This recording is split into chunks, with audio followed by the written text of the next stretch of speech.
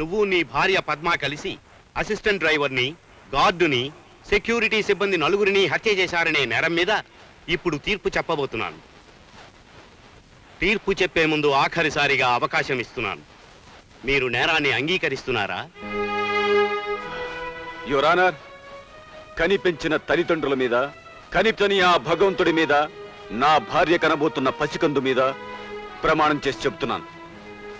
మేము నేరస్తులం కాం, మేము నేరస్తులం కాం, మేము నేరస్తులం కాం, మేము నేరస్తులం కాం, మేము నేరస్తులం కాం. ఇదే నీ ఆఖరి సమాధానమా? నిజం ఎన్నిసార్లు చెప్పినా ఒకలాగే ఉంటుంది జడ్జి గారు.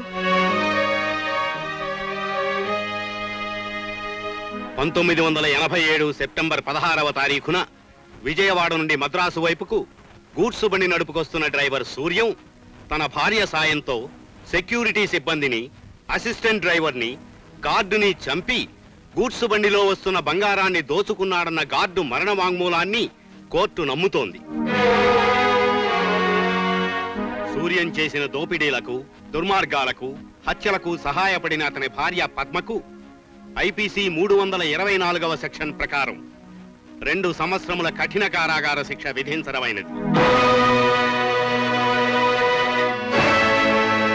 ప్రభుత్వ ఉద్యోగి అయి ఉండి ధనాశతో ఇంతమందిని దారుణంగా హత్య చేసిన సూర్యం సమాజంలో బ్రతకడానికి అనర్హుడు గనుక ఐపీసీ 302వ సెక్షన్ ప్రకారం అతనికి ఉరిశిక్ష విధించడమైనది.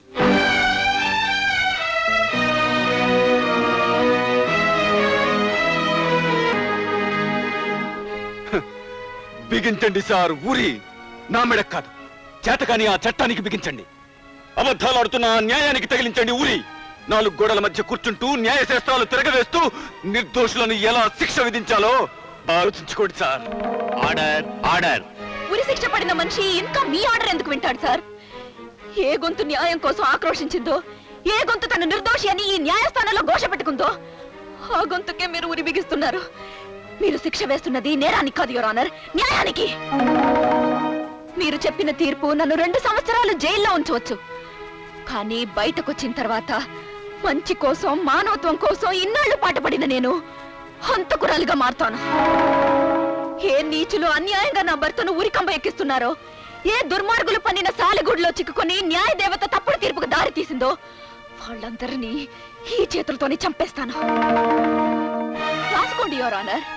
ఈ రోజుకి సరిగ్గా 2 సంవత్సరాల తర్వాత పద్మనే ముద్దాయికి ఉరి శిక్ష అని ఇప్పుడే తీర్పు రాసుకోండి. ఇప్పుడే